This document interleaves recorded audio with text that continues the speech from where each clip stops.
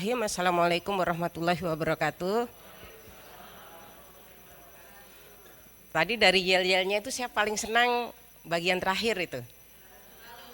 Selalu nomor satu katanya, kalau yang berikutnya itu bisa jadi lebih baik nanti, tapi selalu nomor satu itu harus hanya yang pertama yang bisa mengklaim selalu nomor satu itu ya.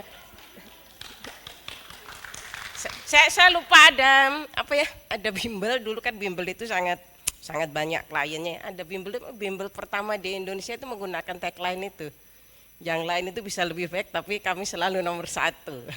Karena yang pertama ya. Jadi itu yang menyusun yelnya siapa itu? Barengan. Itu berarti luar biasa, punya kecerdasan bahasa yang tinggi itu, karena menyertakan itu ya. Itu boleh jadi sebuah skill yang ibu bapak tidak terlalu sadari. Tapi kalau ketika itu menjadi hasil ya, produknya, yelnya itu sangat oke. Berarti sebetulnya ibu bapak itu sudah menginternalisasi dengan sangat baik ya, tentang pencapaian sesuatu, tentang tadi ya, apa sih yang unik. Karena tadi nomor satu itu memang selalu unik. Anak pertama itu selalu unik untuk orang tuanya, bukan berarti yang kedua ketiga tidak unik ya, unik juga, tapi uniknya beda karena yang pertama selalu nomor satu gitu ya. Kemarin kan saya beri PR kan, modul 1 ada yang mau berbagi modul 1 itu apa sih, apa ya simpulannya.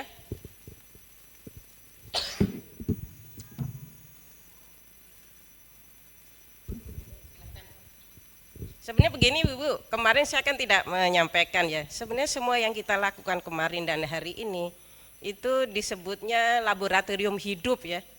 Jadi itu simulasi, bahwa misalnya ibu bapak di dalam kelompok kecil gitu ya, seringkali itu lebih produktif, lebih efisien.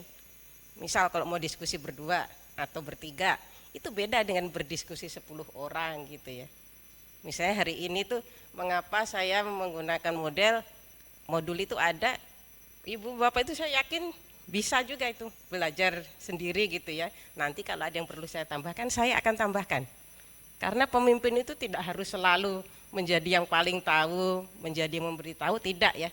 Apalagi kalau tim kita itu sebenarnya tim yang hebat gitu ya, tim yang hebat. Mereka akan lebih senang ketika inisiatif dari bawah gitu ya, pengetahuan mereka itu direcognize, diketahui oleh pimpinannya. Itu tadi salah satu untuk membentuk apa ya, kepercayaan, ownership, itu sebenarnya dari situ juga. Silahkan Bu dilanjut tadi itu apa. Jadi kalau modul 1 misalnya ibu bapak kemarin dia memimpin sebuah unit dengan 4, 5 atau 10 anggota. Isinya ya, misalnya ini isinya itu semuanya lulusan Fakultas Kedokteran Undip. Itu kira-kira akan perlu 4-4-nya atau akan mengarah ke salah satu. Kalau orang lulusan dari kampus yang sama, profesinya sama, itu akan cenderung butuh 4-4-nya atau akan mengarah ke salah satu. Kalau kita melihat isinya pribadinya masing-masing Bu, walaupun dari Undip, walaupun urusan dari manapun, kalau pribadi masing-masing ini unik, penangkapannya berbeda unik. Bagaimana kita memanfaatkan kreatifnya dia, kinerjanya dia dengan cara yang berbeda-beda. Untuk dari Dokter Endah caranya, misalkan Dokter Endah itu maunya bagaimana Dokter Endah, ada kendala atau tidak, yang mau didengarkan, di listening. Tapi misalkan Dokter Risma kinerja, dia maunya saya mau ini loh, saya ini. Jadi masing-masing orang itu berbeda-beda, sehingga sebenarnya leader itu seni ya Bu kalau menurut saya, karena bisa menangkap, mengarahkan, mengcoaching, mementoring, dan memaksimalkan kemampuan orang yang masing-masing berbeda menjadi goals perusahaan yang jadi satu utama. Itu Bu, terima kasih Bu. Ya, terima kasih ya Bu Evi. Ini poin yang sangat menarik. Kemarin kan ada pertanyaan juga dari Ibu Ira ya. Misalnya ini apa ya, di satu unit, di satu satker itu ada orang dari berbagai macam daerah, gayanya beda, pendekatannya beda, stylenya beda. Memang benar itu ya, artinya tidak bisa disamaratakan ya. salah satu hal yang sering tidak kita sadari ya kalau kita sebagai pimpinan, itu unit kita biasanya cenderung menjadi mirip kita.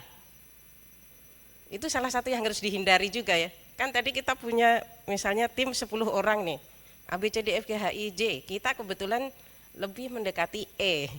Kemudian kalau warna dari tim itu menjadi mendekati kita, sebetulnya di satu sisi boleh jadi itu ada plusnya ya, ada plusnya lebih mudah lebih mudah dikoordinasi, lebih mudah untuk komunikasi. Tetapi kita jadi menghilangkan diversitas yang sebenarnya merupakan sebuah kekuatan. Ketika seragam, misalnya itu ketika saya itu kerja di Freeport itu Pak, ya isinya itu kalau nggak insinyur ITB, insinyur UPN, gayanya sama, itu lebih mudah memang kerja dengan orang yang stylenya itu deviasinya tidak terlalu banyak gitu ya. Ya dia ada variasi tapi hanya 1, 2, 3. Tapi saya yakin kalau di Kemenkes itu variasinya 1 sampai 26 gitu ya, A sampai Z gitu ya. Jadi itu memang artinya. Tapi bukan berarti campuran penuh Bu. Jadi 4 itu tergantung situasinya ya, kalau kita kembalikan ke situasionalnya. Tetapi yang paling kuat yang harus diterapkan itu tetap transformasional dengan servant ya, kalau untuk public sector itu ya. Ya tadi mengapa transaksional masih penting? Karena kita sadari ada tim itu yang dia ternyata lebih produktif, dia lebih berprestasi, dia lebih perform kalau transaksional ya, artinya itu mungkin diberlakukan untuk si A, tapi secara keseluruhan itu mengarah ke transformasionalnya dan ke servant leadershipnya. Bukan ternyata ngobrol informal itu banyak manfaatnya juga ya. Ya TNI gitu ya, anggota militer itu tiap pagi harus lari, harus apel. Security termasuk di Kemenkes saya yakin tuh tiap pagi, tiap aplusan gitu ya, tiap ganti shift pasti. Saya aja bingung ya, kadang saya di kampus itu ini security ini tiap jam 7 pagi dengan jam 7 malam apel gitu ya, perasaan pekerjaannya itu saja, emang pimpinannya itu memberi arahan apa sih? Dan itu saya pernah sengaja gitu ya 3 hari gitu, saya dengerin mereka ini apa, dan ajaibnya bisa beda terus itu, tiap hari itu bisa beda gitu ya yang diomongkan, padahal tugasnya kan sama. Tapi ini di satu sisi yang anggotanya tuh 6 orang, di kami kan ada 7 security ya. Nanti 6 orang itu melapor misalnya kejadian hari itu apa gitu ya. Itu menjadi sangat detail memang ya, namanya juga security. Ya kalau di Kemenkes mungkin setidaknya selain rapat-rapat yang kemarin ya insidentil atau diminta pimpinan yang lebih tinggi segala macam, untuk unit yang Ibu Bapak pimpin itu akan sangat baik kalau seminggu bisa setidaknya 2 kali nih. Senin pagi, sehingga semua rencana dalam seminggu itu diketahui, dan Jumat. Nanti siklusnya begitu ya, siklusnya itu jadi semua kejadian dalam seminggu itu dibuka dan di-close, diketahui oleh semua anggota. Kalau ada masalah itu juga supaya dipikirkan secara bersama-sama. Boleh jadi itu akan membentuk kohesi juga itu Dokter Endah, yang Dokter Endah cerita gitu ya, misalnya punya anggota 9 atau 10, tapi blendingnya itu belum terlalu bagus, boleh jadi dengan karena jadi saling tahu tugasnya secara detail, bukan hanya berdasar asumsi ya. Kadang kan kita bersebelahan dengan orang itu ngirain kita tahu kerjaan orang di sebelah kita, ternyata enggak loh. Ternyata teman kita tuh ngerjain hal yang kita sendiri tidak kebayang gitu ya. Padahal tiap hari sebelahan itu ya, kubikelnya sama. Jadi saya kalau belajar dari itu ya, dari sistem militer, sistem security, kalau di Freeport yang engineer juga sama, tiap hari Senin itu chief engineer-nya itu harus memastikan itu semua engineer di bawahnya paham. Seminggu kita harus ngikis yang mana, itu dijelaskan dengan detail, dengan gambar, dengan visual gitu ya. Karena itu untuk membangun ini juga mungkin bukan loyalitas tapi kekompakan tim. Ada yang menerapkan ada semacam koordinasi rutin gitu. Silahkan Dokter Pristika. Ya.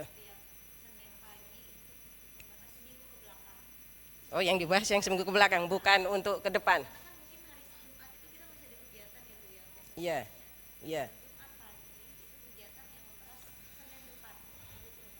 Oh, berarti itu dibalik tadi ya, kalau tadi yang saya cerita Senin untuk iya.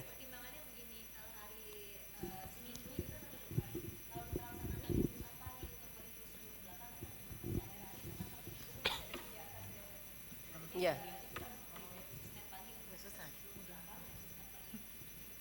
Iya. Oh iya. Iya.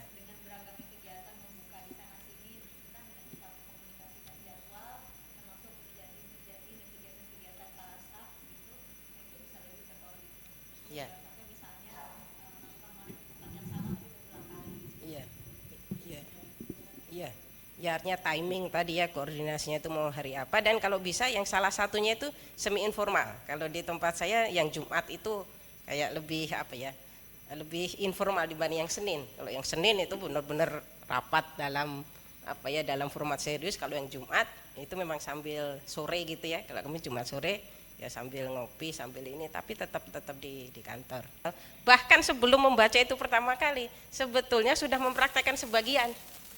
Kalau tentang leadership itu sebelum kita membaca itu ya teori yang ditulis orang, terus pas kita baca, oh saya mah sudah melakukan ini, cuman ini jadi dibahasakan lebih baik gitu ya ketika ada apa seseorang menulis. Termasuk sebetulnya yang kemarin apa ya, ketika menyusun ini saya juga tidak terpikir harusnya kita menggali dari nilai-nilai kita sendiri juga. Misalnya di Indonesia ya, di Jawa, di Bali itu ada konsep Astabrata ya. 8 nilai kepemimpinan. Misalnya apa itu ya, kalau Ki Hajar Dewantara itu yang banyak diserap, diadopsi di dunia pendidikan kan, yang Ingarso Sung Tulodo, yang Madyo Mangun Karso, Tutwuri Handayani, itu kan sebenarnya juga nilai leadership. Hanya dari kita itu mungkin belum ada yang menulis itu secara serius sehingga menjadi populer gitu ya. Tapi maksud saya Pak, ya itu teori-teori leadership itu kan karena sesuatu itu coba definisikan, ketika didefinisikan itu artinya mulai dibatasi gitu ya. Kalau transformasional begini, kalau transaksional begitu. Padahal prakteknya tadi satu, orang itu pasti punya stylenya dulu. Sebelum baca kayak gini juga kita sudah tahu style kita itu seperti apa. Misalnya Bapak berpandangan tidak mendekati yang servant tapi justru yang situasional. Tapi karena tadi ya, setidaknya dengan pemahaman tentang servant, tentang transformasional dan juga transaksional, itu Bapak bisa menjadi public servant ya, menjadi ASN yang lebih baik. Karena modal yang ada di saya tetap saya bawa, itu tetap menjadi diri saya, tapi saya juga sadar gitu, ini perlu ada pendekatan-pendekatan untuk pengayaan. Makanya setiap orang itu pasti beda Pak, itu saya setuju. Jadi tidak harus menjurus ke salah satu. Kita berangkat dari diri kita dulu, kemudian tadi ya ketika ada beberapa konsep, oh ya ini benar-benar, tapi saya yakin dalam prakteknya itu sudah Ibu Bapak lakukan ya, namanya mix segala macam. Jadi dalam leadership itu sebetulnya yang paling berpengaruh itu justru pengalaman kita ya, pengalaman kita sendiri itu ya, dalam menghadapi setiap permasalahan setiap hari. Konsep-konsep ini diperlukan untuk lebih mensistematikan. Misalnya AHP itu ya, kemarin Prof. Samsul menjelaskan tentang AHP. Boleh jadi Ibu Bapak juga sudah melakukan, tapi belum secara disiplin gitu ya, menjadi sistematik karena dengan AHP. Nah, kepemimpinan itu juga sama. Yang kita paling tahu yang mana yang paling efektif, yang mana yang apa ya, maksudnya itu kalau saya aplikasikan, implementasi ke tim saya akan, itu tuh kita yang paling tahu. Jadi kalau buat saya teori-teori leadership itu sebagai pelengkap. Karena boleh jadi kita miss, atau kan orang menulis konsep itu setelah dia mengamati banyak gitu ya. Boleh jadi experience kita tidak se-diverse gitu, berbagai macam seperti yang sudah dituliskan. Jadi itu memperkaya dulu, levelnya itu memperkaya, tapi kita tetap berangkatnya itu dari experience kita sendiri. Karena leadership itu lebih banyak tentang experiential learning memang. Kalau kita justru mau bereksperimen, saya mau menerapkan yang apa ya, yang transformasional atau yang situasional, boleh jadi malah tidak cocok gitu.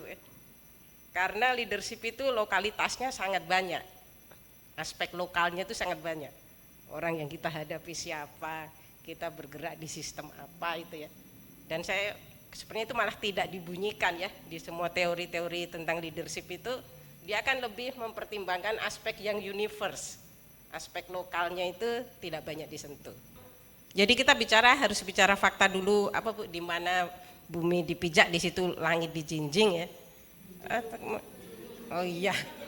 Berat amat ya dijinjing langit, mohon maaf salah nih ya.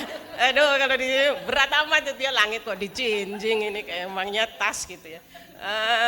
Apa itu pasti menjadi prinsip pertama karena itu culture. Kalaupun Ibu Weni ini berarti sudah mampu gitu ya membedakan tadi antara kekeluargaan profesionalitas, tapi 90% orang akan belum di situ.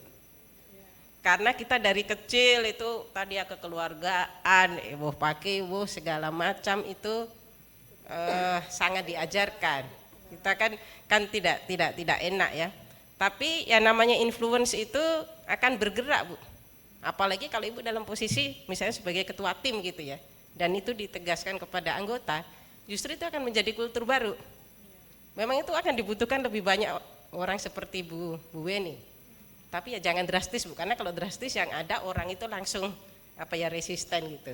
Apaan sih memang kita orang Indonesia, emang kita mau diminta jadi orang Amerika? Kan lebih enak nih jadi orang Indonesia tuh, kita selalu senyum gitu ya. Enggak musuhan meskipun dongkol di dalam hati gitu ya. Saya aja dulu juga heran, Bu, masa ketika saya sekolah itu ya, ini orang kok bisa ya saling mengkritik langsung di depan orang lain. Saya kan nggak bisa kayak gitu. Ya, tapi dari situ saya mulai belajar gitu. Oh, berarti ya kalaupun saya tidak bisa langsung, setidaknya saya harus cari cara lah. Karena hal yang salah itu memang harus dikoreksi. Kalau tidak dikoreksi itu nanti jadi menular gitu ya, Bu ya, itu ininya itu jadi makin tidak terkendali. Itu sih rasa aman. Ya terima kasih, Dok. Itu juga sangat menarik ya. Artinya begini, kan kemarin kita itu jangan sampai mengambil kredit pekerjaan orang lain ya. Tetapi salah satu hal berat menjadi pemimpin itu kalau tim kita melakukan kesalahan, kalau bisa kita koreksi dulu, jadi ketika ke atasan lagi itu kan sudah diperbaiki dan tidak usah dimention. Sebetulnya ini sempat ada kesalahan itu tidak perlu ya. Karena itu memang tanggung jawab kita untuk menutup sebagian kekurangan ya atau awalnya ketidaksempurnaan.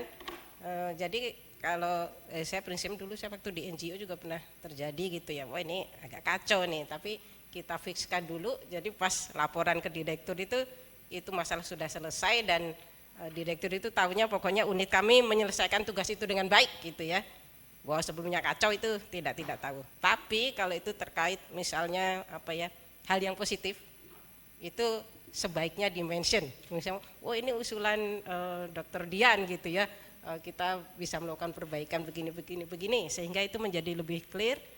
Karena keduanya itu akan membuat tim kita itu menjadi lebih respect juga. Ternyata pimpinan saya itu melindungi saya ya, memberikan arahan dan sekaligus melindungi saya ketika saya melakukan kesalahan, dan ketika saya membuat sebuah pencapaian di acknowledge ke yang di atasnya. Itu biasanya itu akan lebih loyal itu ya. Tim yang seperti itu akan jadi ya sebelumnya mungkin sudah loyal, ini jauh menjadi lebih loyal lagi. Masih ada tambahan untuk modul 2? Betul tuh, Bu. Kadang-kadang kita diomelin teman, habis itu ya diomelin aja, nggak tahu disuruh ngapain. Kadang-kadang kan banyak yang saya yakin banyak yang begini di sini.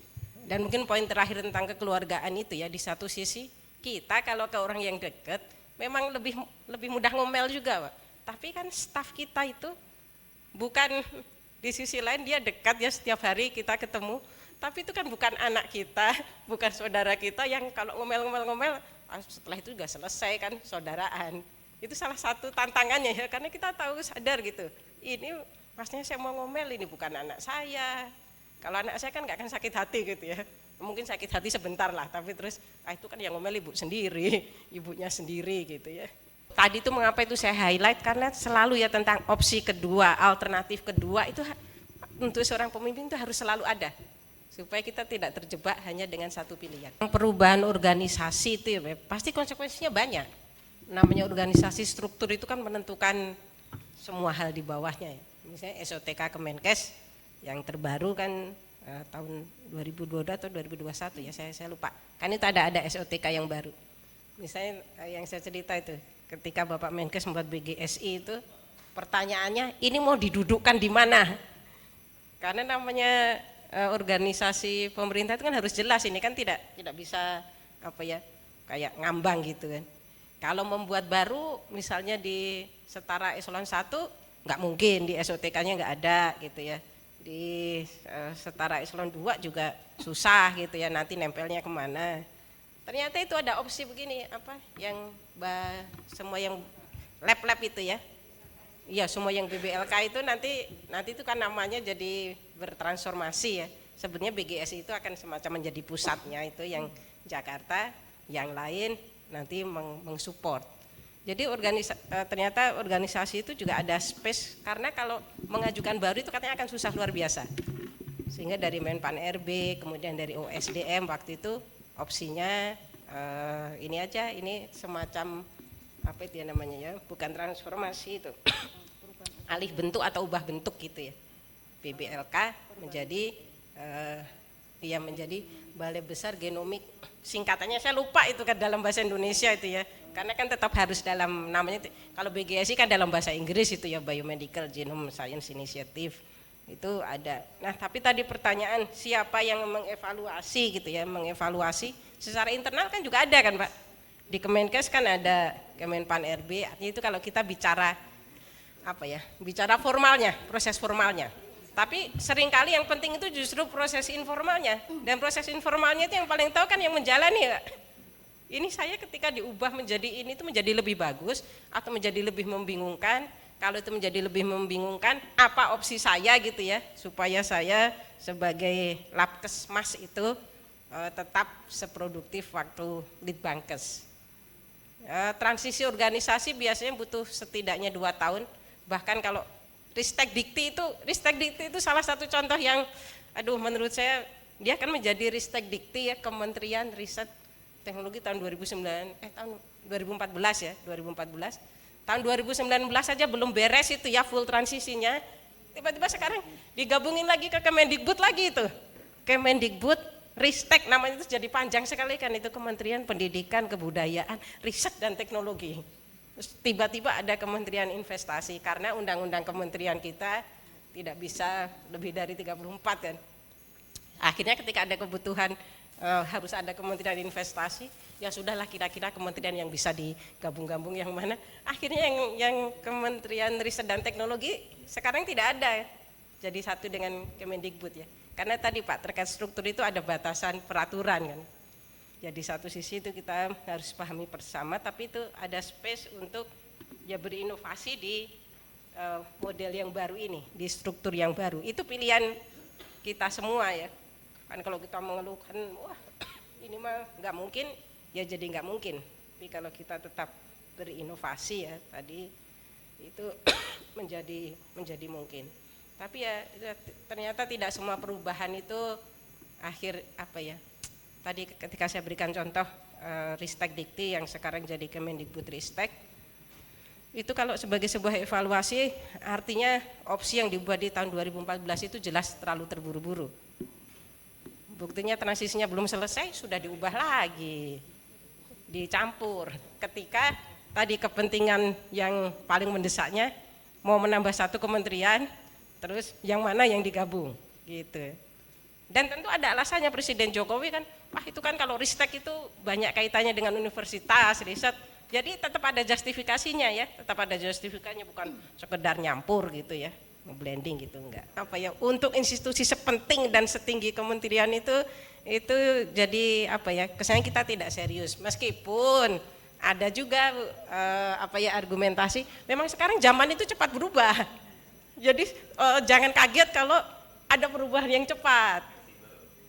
Ada perpu, ada segala itu ya, yang dulu perpu itu kan jarang sekali ya. Wah kita tidak sedang bahas MK, nanti panjang soalnya gitu ya. Artinya ya ini memang zaman yang berubah cepat. Untuk tadi ya kalau kita bicara tentang perubahan, misalnya tentang Litbangkes itu, memang kan ada beberapa kepentingan di sini ya. Kemenkes sebagai organisasi masih tadi perlu peneliti-penelitinya yang hebat. Tapi kan ada interest dari peneliti itu sendiri. Jangan-jangan kalau saya tetap di Kemenkes, nggak jelas ini saya jadi peneliti nggak bisa maksimal sampai profesor riset, itu jenjang jabatannya itu tidak jelas, remunerasinya segala macam. Jadi ini karena ada beberapa kepentingan tadi Bu, BRIN-nya perlu. Nah itu terus masyarakat kan, masyarakat itu lebih prefer mana? Memang dalam 5 atau 10 tahun ini narasi tentang industrialisasi itu sangat kental ya. Makanya tadi jadi ada Kementerian Investasi, kemudian misalnya di universitas kami itu kan jadi harus banyak berinteraksi dengan industri, pokoknya apa-apa itu harus sesuatu yang langsung memberikan manfaat.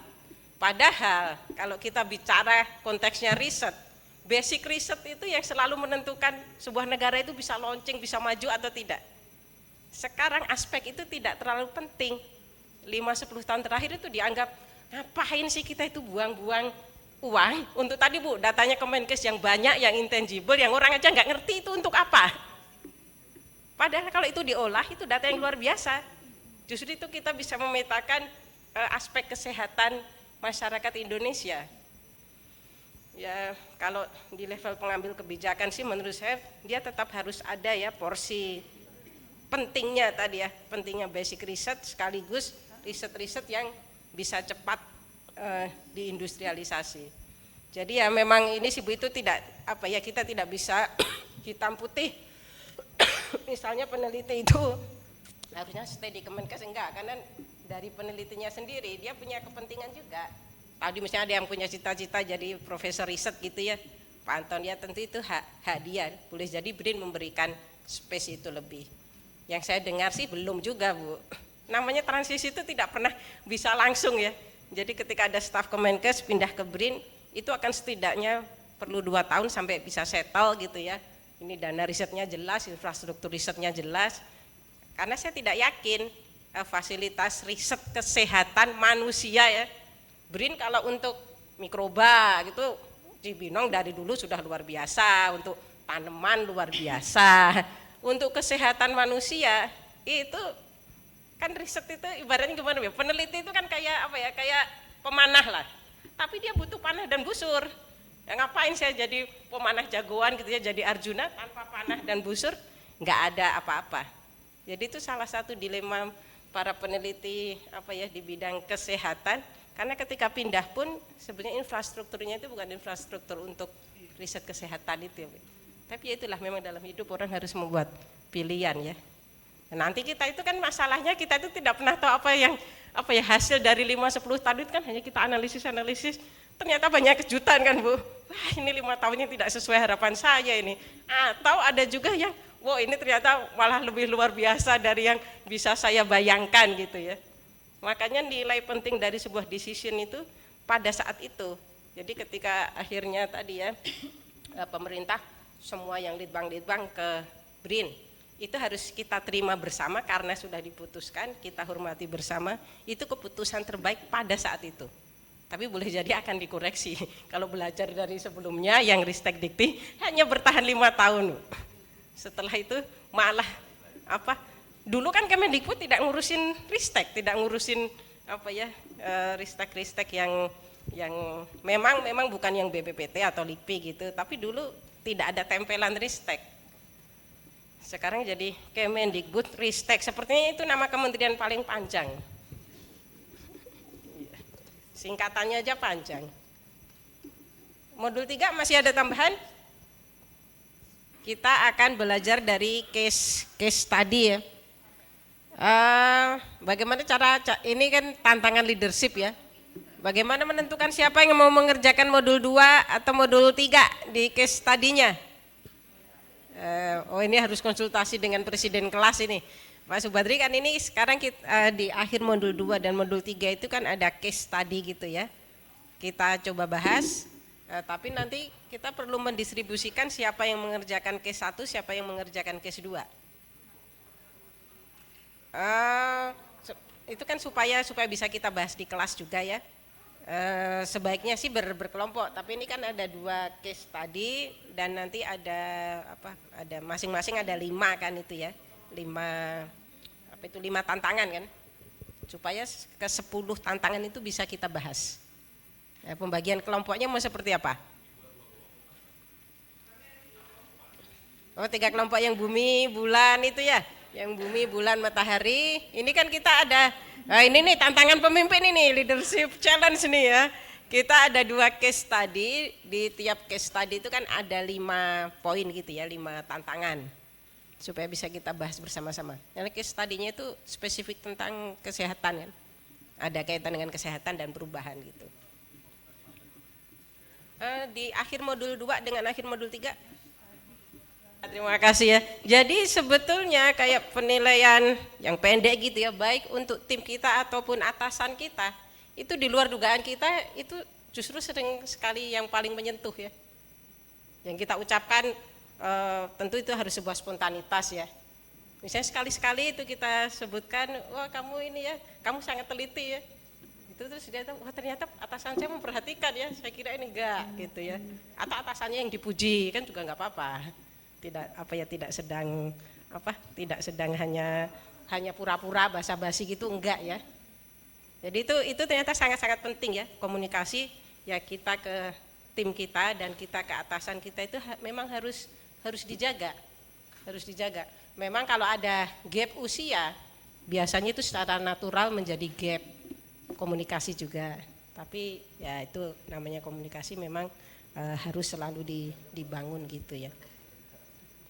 Ya terima kasih banyak ya, saya 2 hari ini saya banyak belajar. Saya itu kemarin malam karena disiplin yang diajarkan profesor saya, jadi pas malam itu saya berusaha mengingat gitu ya, kemarin itu apa aja sih. Biasanya saya langsung mencatat, tapi ya dari kemarin dan hari ini saya banyak catatan. Ya mohon maaf kalau banyak kekurangan, kalau belum semua itu terjawab, karena memang leadership itu latihan yang terus menerus. Boleh jadi ibu bapak punya jawaban lebih baik dari jawaban saya.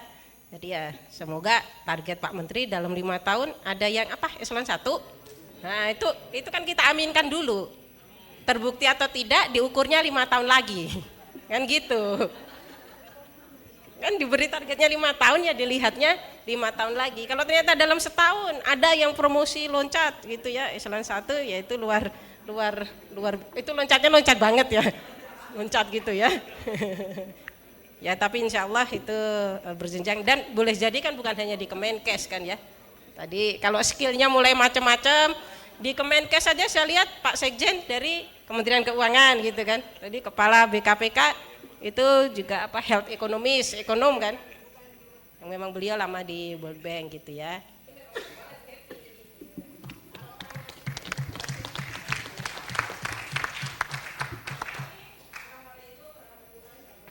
Waalaikumsalam warahmatullahi wabarakatuh.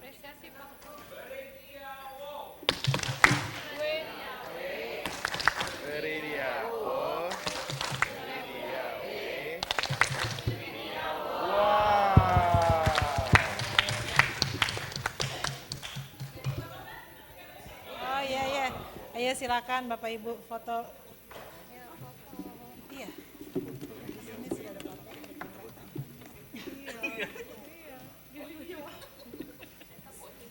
Silakan Bapak Ibu dikondisikan segera.